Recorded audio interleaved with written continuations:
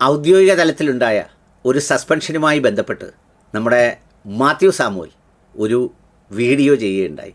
ആ വീഡിയോയിലെ കണ്ടൻറ്റ്, അതിൻ്റെ പോയിൻ്റൊക്കെ അന്ന് തിരക്ക്, നോമ്പ് ദിവസങ്ങൾ, പെരുന്നാൾ ഒക്കെയായി അങ്ങനെ നല്ല തിരക്കിലായിരുന്നു. അതിനേക്കാളുപരി ഉമ്മ മരണപ്പെട്ടിട്ട് കുറച്ച് ദിവസങ്ങളെ ആയെന്നുള്ള ഒരു മരണത്തിൻ്റെ ഒരു വേദന അത് അന്നുമുണ്ട്. പ്രത്യേകിച്ച് നോമ്പ് കാലങ്ങളിൽ കുറച്ചുകൂടി അത് തീവ്രമായി ആ സാന്നിധ്യം ഞാൻ അനുഭവിക്കുന്നുണ്ടായിരുന്നു. അതൊക്കെ കൊണ്ട് തന്നെ അന്ന് അതിന് വേണ്ടത്ര രീതിയിൽ മറുപടി പറയാൻ പറ്റിയില്ല. അതിലെനിക്ക് ആമുഖമായി പറയാനുള്ളത്, ഈ മനുഷ്യർക്കെല്ലാവർക്കും നമ്മളെക്കൊണ്ട് അവസാനം ഒരു ഉപകാരമുണ്ട്, ഒരു ഗുണമുണ്ട്. ആ ഗുണം എന്ന് പറയുന്നത് നമ്മുടെ ശരീരം അവസാനം ഈ ചെതലിനും ഉറുമ്പിനും അതുപോലെ മണ്ണിലുള്ള കൃമികീടങ്ങൾക്കുമൊക്കെ ഒരു ഭക്ഷ്യവസ്തുവാണ്. അതെല്ലാ മനുഷ്യരുടെയും എല്ലാ ജീവികളുടെയും ഒക്കെ അവസാനം ഈ പ്രകൃതി നൽകിയിരിക്കുന്ന ഉപകാരങ്ങളിലൊന്നാണ്. എന്നാൽ അതല്ലാതെ മനുഷ്യനെ വേറിട്ട് നിർത്തുന്നത് അവൻ്റെ ജീവിതകാലത്തിലുള്ള എന്തെങ്കിലും ഉപകാരമോ ഉപയോഗമോ ഒക്കെ കൊണ്ടാണ്. നമ്മുടെ മാതാപിതാക്കൾക്കുണ്ടാവണം, ഭാര്യ, മക്കൾ, സന്താനങ്ങൾ അവർക്കുണ്ടാവണം, സഹോദരങ്ങൾക്കുണ്ടാവണം, സമൂഹത്തിനുണ്ടാവണം, നമ്മുടെ കൂടെ തൊഴിൽ ചെയ്യുന്നവർക്ക് ഉണ്ടാവണം, പിന്നെ നമ്മുടെ ശബ്ദം കൊണ്ടും ആശയം കൊണ്ടുമൊക്കെ കുറേ ആളുകൾക്ക് എന്തെങ്കിലും തരത്തിൽ ഉപകാരങ്ങളായ സംഗതികളൊക്കെ ഉണ്ടാവണം. ഞാനെപ്പോഴും അത്തരത്തിൽ ഒരു സെൽഫ് ഓഡിറ്റ് നടത്തുന്ന ഒരാളാണ്. ഇച്ചിരി ദൈർഘ്യമായി പോവും, നിങ്ങൾ മുഴുവൻ കേൾക്കണം. അങ്ങനെ ഒരു സെൽഫ് ഓഡിറ്റ് നടത്തുന്ന ആളാണ്. അതേതാണ്ട് ഒരു 10-20 വർഷം മുതൽ ഇപ്പോൾ എത്തി നിൽക്കുന്ന 10, 29, 49, 48 വർഷം വരെയുള്ള ഈ കാലയളവിൽ എന്നെക്കൊണ്ട് ഈ സമൂഹത്തിന് എന്താണ് ദോഷമുണ്ടായത്, ഗുണമുണ്ടായതെന്നതിനെ സംബന്ധിച്ച് ഞാനൊരു ഓഡിറ്റ് നടത്തുന്ന ആളാണ്. അത് നടത്തുന്നത് കൊണ്ട് തന്നെ ഞാൻ പരിശോധിച്ചപ്പോൾ എന്നെക്കൊണ്ട് 10-30 മനുഷ്യർക്ക് വീടായി, 100-100-ലധികം പേർക്ക് കക്കൂസ് അങ്ങനെയുള്ള സഹായങ്ങളൊക്കെ കൊടുക്കാൻ കഴിഞ്ഞു. ഒരു 10,000-ലധികം പേർക്ക് ചികിത്സാ സഹായങ്ങൾ, കടബാധ്യതയിലുള്ള സഹായം അങ്ങനെയൊക്കെ ചെയ്യാൻ കഴിഞ്ഞു. 2-3 കുട്ടികൾ, അവരെൻ്റെ സമുദായത്തിൽപ്പെട്ടവരല്ല, വ്യത്യസ്ത തലങ്ങളിൽ MBBSും എൻജിനീയറിങ്ങും അടക്കമുള്ള പ്രൊഫഷണൽ കോഴ്സുകൾക്ക് നമ്മുടെ ഫീസും നമ്മുടെ രക്ഷകർത്തൃത്വത്തിലുമൊക്കെ പഠിക്കാനുള്ള സൗകര്യങ്ങൾ ചെയ്തു കൊടുക്കാൻ കഴിഞ്ഞ ഒരു സന്തോഷം. പിന്നെ അതുകൂടാതെ വിശക്കുന്ന മനുഷ്യർക്ക്, പ്രയാസപ്പെടുന്നവർക്ക് കഴിഞ്ഞ ഒരു 8 വർഷമായി ഏതാണ്ട് 100-100-ലധികം കുടുംബങ്ങൾക്ക് വീടുകളിലേക്ക് ഭക്ഷ്യധാന്യം എത്തിക്കുന്ന ചില സഹായ പദ്ധതികൾ, പിന്നെ അടക്കമുള്ളവ ഒരുപാടുണ്ട്. എല്ലാം പിന്നെ ഞാൻ വിശദമായി മറ്റൊരു വീഡിയോയിൽ പറയാം. ഏതായാലും അങ്ങനെ ഒരു ഉപകാരം ഒക്കെ നമുക്ക് സമൂഹത്തിലുണ്ട്. വാപ്പയ്ക്കും ഉമ്മയ്ക്കും തുണയാകാൻ കഴിഞ്ഞു, കുടുംബത്തിന് സഹായമാകാൻ കഴിഞ്ഞു, സഹോദരങ്ങൾക്ക് സഹായമാകാൻ കഴിഞ്ഞു എന്നൊക്കെ പറയുന്നൊരു ഉപയോഗമുണ്ട്. മാത്യു സാമുവലിനോട് ഞാൻ ചോദിക്കട്ടെ, മാത്യു സാമുവൽ എന്ന താങ്കളെ കൊണ്ട് താങ്കളുടെ കുടുംബത്തിനോ മറ്റുള്ളവർക്കോ വേറെ ആർക്കെങ്കിലും എന്തെങ്കിലും ഒരു ഉപകാരമോ ഉപയോഗമോ, ഈ മരിച്ചു കഴിഞ്ഞുള്ള ഉപയോഗം അതെല്ലാവർക്കും ഉണ്ട്. അപ്പോൾ അതുകൊണ്ട് അങ്ങനെ എന്തെങ്കിലും ഒന്ന് ചെയ്ത് ഞാൻ കാരണമായി ഇങ്ങനെയൊക്കെ സംഭവിച്ചു എന്ന് പറയുന്ന, ഇപ്പോഴും സംഭവിച്ചുകൊണ്ടിരിക്കുന്നു എന്ന് പറയുന്ന എന്തെങ്കിലും ഒന്ന് ചെയ്താൽ നന്നായിരുന്നു എന്നുള്ളതാണ് ഒരു ആമുഖം. കൂടെ ജോലി ചെയ്ത രാജൻ ജോസഫ് അദ്ദേഹത്തിൻ്റെ അനുഭവങ്ങൾ ഒരു വീഡിയോയിലൂടെ പറഞ്ഞിട്ടുണ്ട്. അത് കമൻറ്റ് ബോക്സിൽ ഇട്ടേക്കാം. അത് ഞാൻ റിപ്പീറ്റ് ചെയ്യുന്നില്ല. അത് പറയാൻ എൻ്റെ കണ്ടൻ്റ് അല്ലാത്തതുകൊണ്ടും എനിക്ക് ബോധ്യമില്ലാത്തതുകൊണ്ടും അതിലേക്ക് ഞാൻ കടക്കുന്നില്ല. പക്ഷേ അതവിടെ ഇട്ടേക്കാം, കാണുന്നവർ കണ്ടുകൊള്ളൂ. ഏതായാലും ആ ഒരു പശ്ചാത്തലത്തിൽ നിന്ന് വേണം അത് തുടങ്ങാനായി. അദ്ദേഹം ആ വീഡിയോയ്ക്ക് ടൈറ്റിൽ ചെയ്തത് അൽ ജസീറയുടെ കൊല്ലം വാർഡ് ലേഖകൻ എന്നാണ്. പുള്ളി ഇടയ്ക്കിടയ്ക്ക് പറയാറുണ്ട്, ഞാൻ ജേർണലിസ്റ്റാണ്, ഞാൻ മാധ്യമപ്രവർത്തകനാണ്, ഞാൻ അങ്ങനെയാണ് ഇങ്ങനെയാണെന്നൊക്കെ പറഞ്ഞു. അൽ ജസീറയെപ്പോലൊരു ഇൻ്റർനാഷണൽ ചാനലിന് എവിടെയെങ്കിലും വാർഡിൽ ലേഖകൻ വരുമോ എന്നുള്ളത് ഞാൻ ആദ്യമായിട്ട് കേൾക്കുക.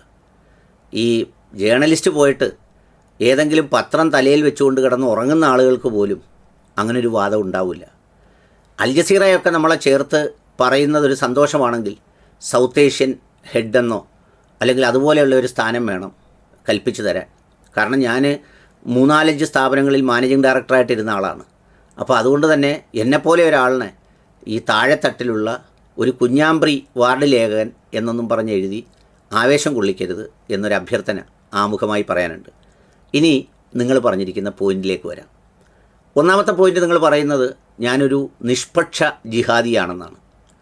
ജിഹാദി എന്ന് പറയുമ്പോൾ ഇന്നിവിടെ എഴുതി വച്ചിരിക്കുന്ന ഒരു രീതി അനുസരിച്ച് ജിഹാദികൾ എന്ന് പറഞ്ഞാൽ യുദ്ധം ചെയ്യാൻ പോകുന്നവർ, അല്ലെങ്കിൽ വാളെടുത്ത് വെട്ടി ആളുകളെ കൊല്ലുന്നവർ, ആളുകളെ ദ്രോഹിക്കുന്നവർ, ബലമായി മനുഷ്യരെ മതം മാറ്റുന്നവർ എന്നൊക്കെയാണ് അതിൻ്റെ അർത്ഥം.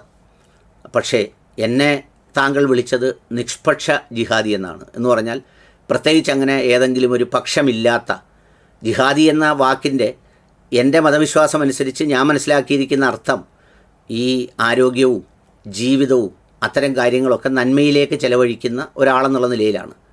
അതിനുവേണ്ടി സമ്പത്ത്, ഊർജം, വിയർപ്പ് ഇതൊക്കെ ചിലവാക്കുക മറ്റു മനുഷ്യർക്ക് വേണ്ടി, സഹായങ്ങൾക്കായി, ഉപകാരങ്ങൾക്ക് വേണ്ടി. എവിടെങ്കിലും ഇരുന്ന് 2 കുപ്പി അടുത്ത് വെച്ചുകൊണ്ട് അടിച്ച് പൊട്ടിച്ച് റെഡിയായി കാല് കയറ്റി വിട്ട് കീഴ്ശ്വാസം ഈ പറഞ്ഞതുപോലെ അവിടെ കൂടെയും വായിലൂടെയും ഒക്കെ വിട്ട് അങ്ങനെ ആസ്വദിച്ച് പോകേണ്ടതാണ് ജീവിതം എന്ന് കരുതുന്ന ഒരാളല്ല ഞാൻ. അതുകൊണ്ട് തന്നെ അത് ആ തരത്തിലാണ് ചെയ്യേണ്ടതും. വ്യക്തിപരമായ താല്പര്യങ്ങൾക്കപ്പുറമുള്ള കാര്യങ്ങളാണ് അതിൽ ഞാൻ പഠിച്ചിട്ടുള്ളത്. അപ്പോൾ അതുകൊണ്ട് എന്നെ എന്തായാലും ഈ പറഞ്ഞ വെട്ടിക്കീറുന്ന, യുദ്ധം ചെയ്യുന്ന, ആളെ കൊല്ലുന്ന എന്നൊന്നുമല്ല പറഞ്ഞത്. വളരെ നിഷ്പക്ഷനായ ഒരു ജിഹാദി എന്നാണ്. അതിൽ വളരെ സന്തോഷമുണ്ട്. രണ്ടാമതായി നിങ്ങൾ പറഞ്ഞത് നമ്മുടെയൊക്കെ നികുതിപ്പണം ഉപയോഗിച്ചുള്ള ജോലി ചെയ്തുകൊണ്ടാണ് ഇത്തരമൊരു സംഗതികൾ ഒക്കെ ചെയ്തിട്ടുള്ളത് എന്നാണ് പറഞ്ഞത്. അതിൽ എനിക്ക് പറയാനുള്ളത്, നികുതിപ്പണമാണ് എല്ലാവർക്കും ശമ്പളമായി സർക്കാർ നൽകുന്നത്, പലതിലും സബ്സിഡിയായി നൽകുന്നത്, ആരോഗ്യവകുപ്പിലും അത്തരം കാര്യങ്ങളിലുമൊക്കെ വലിയ സഹായങ്ങളായി ഒക്കെ നൽകുന്നത്. താങ്കൾ പണ്ടൊരിക്കൽ നാഷണൽ ഡയബറ്റോളജി ഇൻസ്റ്റിറ്റ്യൂട്ട് തിരുവനന്തപുരത്തിനെക്കുറിച്ച് ഒരു വീഡിയോ ഇട്ടിരുന്നു. അതിൽ താങ്കൾ ഷുഗർ അവിടെ പരിശോധിക്കാൻ പോയപ്പോൾ 215 രൂപയേ ആയുള്ളൂ എന്നൊക്കെ പറഞ്ഞാണ് നിങ്ങൾ ഇട്ടത്. നിങ്ങളുടെ പോസ്റ്റ് എടുത്തു വെച്ചന്ന് ഞാൻ വീഡിയോ ഒക്കെ ചെയ്ത് ഒരുപാട് ആളുകൾക്ക് ഉപകാരമൊക്കെ ഉണ്ടായിരുന്നു. അവിടെ പോയി താങ്കൾ അനുഭവിച്ചതും ഈ നികുതിപ്പണത്തിൻ്റെ ഒരു മെച്ചമാണ്. പിന്നെ നികുതിപ്പണം ശമ്പളമായി വാങ്ങണമെങ്കിൽ അതിന് ചില പ്രശ്നങ്ങളുണ്ട് മാത്യു സാമുവലെ. നമ്മൾ പഠിക്കണം, നല്ല മാർക്കോടുകൂടി ജയിക്കണം, എവിടെയെങ്കിലും ജോലിക്ക് ടെസ്റ്റ് എഴുതണം, അപേക്ഷിക്കണം, ആ ജോലി നേടണം. എന്നിട്ട് ആ ജോലിയിൽ ആളെ പറ്റിക്കാതെ, കളിപ്പിക്കാതെ, അതായത് ഓടകളിലും മാൻഹോളിലും സെപ്റ്റിക് ടാങ്കിലും ജീവിക്കാതെ പൊതുസമൂഹത്തിൽ നന്നായി ജീവിക്കണം. അപ്പോൾ എന്ത് കിട്ടും? ശമ്പളം കിട്ടും. അപ്പം നികുതി പണത്തിൽ നിന്ന് ശമ്പളം വാങ്ങുക എന്ന് പറയുന്നത് അത്ര മോശം കാര്യമൊന്നുമല്ല. അതിന് കുറച്ച് യോഗ്യത വേണം. താങ്കൾക്കതില്ലാതായി പോയതുകൊണ്ടാണ് ഇങ്ങനെ ആളുകളെ പറ്റിച്ചും വെട്ടിച്ചും ഒക്കെ ജീവിക്കേണ്ടി വരുന്നത്. അത് മനസ്സിലാക്കിയിരിക്കുക. പിന്നെ താങ്കൾ എന്നിൽ കണ്ട ഒരു കുറവ്, ഈ പള്ളികളിലും ബാക്കിയുള്ള സ്ഥലങ്ങളിലുമൊക്കെ എന്നെ പ്രസംഗിക്കാൻ വിളിക്കുന്നു എന്നുള്ളതാണ്. ആ വിളിക്കുന്നതിലാണ് താങ്കൾക്കൊരു കുറ്റം തോന്നിയത്. മാത്യു സാമുവലെ, ഒരു 5-6 പള്ളിയിൽ എല്ലാ ക്രിസ്തുമസിനും വിളിക്കാറുണ്ട്. ഞാൻ പോകാറുണ്ട്, പ്രസംഗിക്കാറുണ്ട്. ഞാൻ ക്രിസ്തുമസിലെ കൊയർ ഗാനങ്ങളുടെ മത്സരങ്ങൾ സംഘടിപ്പിച്ചിട്ടുണ്ട് പല വർഷങ്ങളിലും. പിന്നെ അതുപോലെ മാത്യു സാമുവൽ ഇതിൽ പറയുന്നുണ്ട്, എന്നെ പ്രസംഗിക്കാൻ വിളിച്ച അച്ഛന്മാരെ മടൽ വെട്ടി അടിക്കണം എന്നൊക്കെ. എന്നിട്ടാണ് എന്നെ ജിഹാദി എന്നൊക്കെ വിളിക്കുന്നത്. യഥാർത്ഥത്തിൽ ഈ അച്ഛൻ, പിതാവ് എന്നൊക്കെ വിളിക്കുന്നത് വളരെ പിതൃതുല്യമായ സ്ഥാനത്തിൻ്റെ ബഹുമാനത്തോടു കൂടിയാണ്. അത് ക്രൈസ്തവ മതത്തിൽപ്പെട്ടവർ മാത്രമല്ല, ബാക്കി സമുദായത്തിൽപ്പെട്ടവരും അവരങ്ങനെയാണ് വിളിക്കുന്നത്. എന്നാൽ ഇത് ഞാൻ പറയുന്നത് അവരെ മടൽ വെട്ടി അടിക്കണമെന്നാണ്. പുള്ളി വലിയ സംസ്കാര സമ്പന്നനും ഉയർന്ന ആളും, ഞാൻ വെറും തറയായ എന്നൊക്കെ പറയുന്നുണ്ട് പുള്ളി. എന്നിട്ട് വലിയ ഉയർന്ന നിലവാരത്തിലുള്ള ആൾ പറഞ്ഞ കാര്യമായത്. ഒരുപക്ഷേ സ്വന്തം പിതാവിനെ അടിച്ചിട്ടുണ്ടോ എന്നൊന്നും എനിക്കറിയില്ല, അതിൻ്റെ പശ്ചാത്തലമൊന്നും എനിക്ക് അറിഞ്ഞുകൂടാ. ഏതായാലും അങ്ങനെ അടിക്കുന്നവർക്കല്ലാതെ ഇങ്ങനെ അടിക്കണം എന്ന് പറയാൻ കഴിയുമെന്ന് എനിക്ക് തോന്നുന്നില്ല. എനിക്കൊരിക്കലും അങ്ങനെ ചിന്തിക്കാനോ പറയാനോ പറ്റിയിട്ടില്ല. വിയോജിക്കുമ്പോഴും അങ്ങനെ മടൽ വെട്ടി അടിക്കുന്ന കാര്യമൊന്നും ഞാൻ പറഞ്ഞിട്ടില്ല.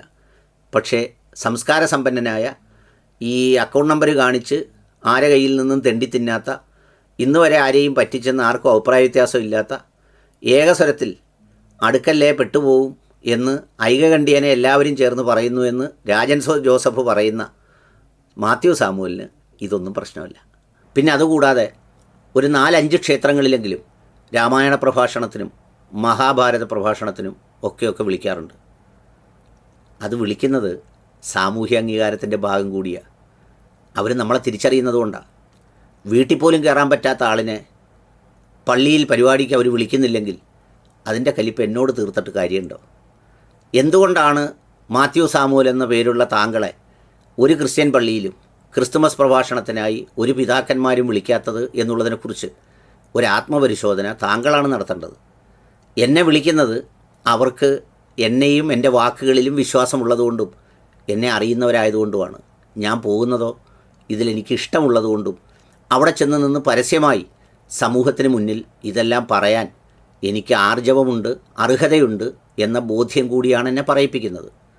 താങ്കൾ അത് നിർവഹിക്കുന്നില്ല, താങ്കളെ വിളിക്കുന്നില്ല എന്ന് പറഞ്ഞാൽ അതിൻ്റെ അർത്ഥം അങ്ങനെ വിളിക്കാനുള്ള ഒരു യോഗ്യനായ ആളായി സ്വന്തം സമുദായത്തിലെ പള്ളികളോ മറ്റുള്ളവയോ ഒന്നും താങ്കളെ കാണുന്നില്ല എന്നുള്ളതാണ്. അതാണ് അതിൻ്റെ മറുപടി. അതിന് എന്നെ പറഞ്ഞിട്ട് കാര്യമുണ്ടോ?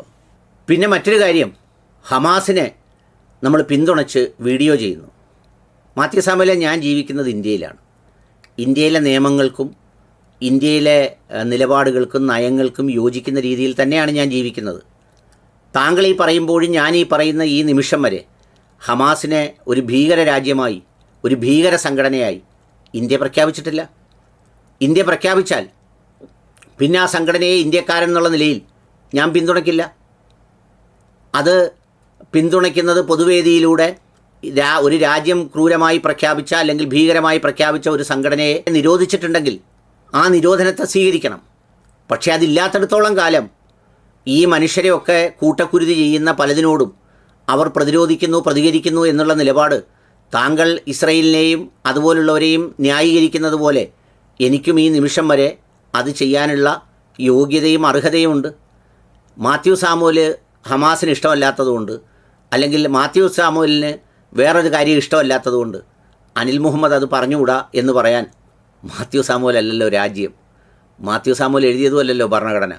എന്തായാലും അതാണ് മറ്റൊരു കൗതുകകരമായ കാര്യം. മാത്യു സാമുവലെ പിന്നെ വെപ്രാളം, എനിക്കൊരുപാട് കാശ് കിട്ടുന്നു, റവന്യൂ കിട്ടുന്നു, വെപ്രാളം പിടിക്കുന്നു എന്നുള്ളതാണ്. മാത്യു സാമുവലെ, ലൂസിഫറിലെ ഒരു ഡയലോഗ് ഉണ്ടല്ലോ, എല്ലാവരും ഈ പറയുന്ന മാത്യു സാമുവൽ ജനിച്ച ഒരു പശ്ചാത്തലത്തിലോ അതിൻ്റെ തുടർച്ചയിലോ ഉള്ളവരല്ല. നാടൻ ഭാഷയിൽ പറഞ്ഞാൽ താങ്കളുടെ തന്തയല്ല എൻ്റെ തന്ത. ഞാൻ നല്ല അന്തസ്സോടെ എൻ്റെ തൊഴിലെടുക്കുന്ന വരുമാനം കൊണ്ട്, ഇനി അതെനിക്ക് പറ്റിയില്ലെങ്കിൽ അതിൻ്റെ അടുത്ത എൻ്റെ കഴിവ് ഉപയോഗിക്കാൻ കഴിയുന്ന മേഖല ഉപയോഗിച്ച് ജീവിക്കുന്ന ഒരാളാണ് ഞാൻ. അല്ലാതെ എനിക്ക് യൂട്യൂബിൻ്റെ റവന്യൂ അല്ല എൻ്റെ വിഷയം, അതെൻ്റെ വിഷയമേ അല്ല, അത് ഞാൻ എടുക്കാറുമില്ല. അത് ആദ്യം താങ്കൾ മനസ്സിലാക്കണം.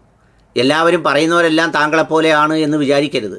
പിന്നെ ഇടയ്ക്കിടയ്ക്ക് താങ്കളുടെ വീഡിയോയിൽ ആവർത്തിച്ച് പറയുന്നു, ഇനി നീ പണിയെടുത്ത് ജീവിക്ക്. മാത്യു സാമുവലെ സ്വന്തം അക്കൗണ്ട് ഇതിൽ കാണിച്ച് ഈ വീഡിയോസിൻ്റെ റവന്യൂ എല്ലാം കൂടാതെ എനിക്കെന്തെങ്കിലും താന്നും പറഞ്ഞ് തെണ്ടി വെള്ളമടിച്ച് അർമാദിക്കുന്ന താങ്കളെപ്പോലെയുള്ളവർക്ക് എന്നെ ഉപദേശിക്കാൻ എന്താ യോഗ്യത?